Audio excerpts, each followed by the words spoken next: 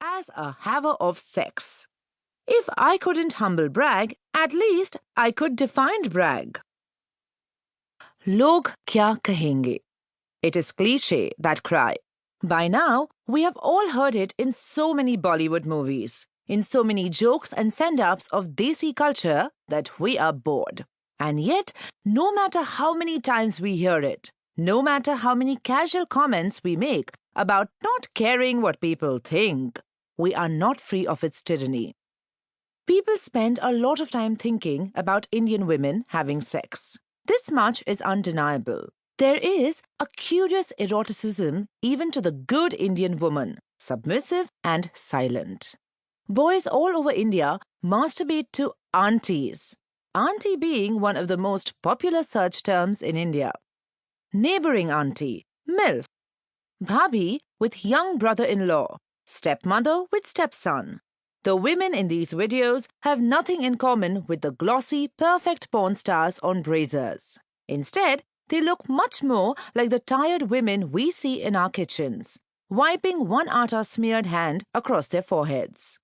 Perhaps it is precisely for that reason that they are more popular with young, hot-blooded Indian men. And yet, we stubbornly and steadfastly refuse to talk about sex, to bring it into the public domain. Sex is something that happens quickly under bed sheets, or covertly in the afternoon while the children are playing and you're pretending to have your afternoon nap. It happens after marriage for purposes of procreation, because those things are not in our culture. The only people who talk about sex are men, often making what they call non-vegetarian jokes to other men. Growing up, I never encountered raucous women like the ones on Sex and the City who spent Sundays at restaurants discussing their partner's sexual fortitude. I didn't even know what counted as sexual activity or which types of sexual activity could lead to pregnancy. I didn't have one of those glossy American books called Your Body and You to explain those mysterious dynamics, those hormonal shifts. Could you get pregnant from kissing? In my confused adolescent imagination, you could. You'll have to be careful now, my grandmother told me when she saw the bloodstains on my bed. I had just awoken from a sweaty nap, and I regarded them with wonder. Nobody had told me about periods.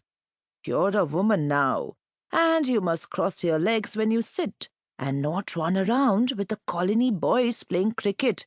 Those days are over. Although I have a younger brother, I understood, as if by instinct, that he would receive no such warning. Oh, he would go through the rituals of puberty. The first sign of stubble on his cheeks, the deepening of his still babyish voice. But there was nothing in his future that had to change. Maybe this is the saddest thing about being a woman. Attaining womanhood means learning what we are forbidden to do. Attaining manhood means learning what you're capable of. When I first read Girl by Jamaica Kincaid, I shivered with recognition. Although Kincaid was writing of an entirely different cultural context, the island nation of Antigua in the 1980s, I knew that the contours and textures of her world were similar to mine. On Sundays, try to walk like a lady and not like the slut you are so bent on becoming. In tones, the mother figure in a mournful voice to the carefree young girl who is the subject of the short story.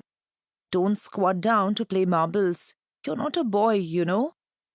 For the girl, growing up is an act of learning. She is taught how to cook, how to clean, and how to be a woman. The boy, meanwhile, plays cricket in the garden. His world is still unlimited. I thought of the Malayalam proverb, Ila Murlil Vinalum, Murla Ilail Vinalum, Ilaikyana Dosham. Whether a leaf falls on the thorn or a thorn on a leaf, it is the leaf that will suffer. It is us, always us, who must suffer.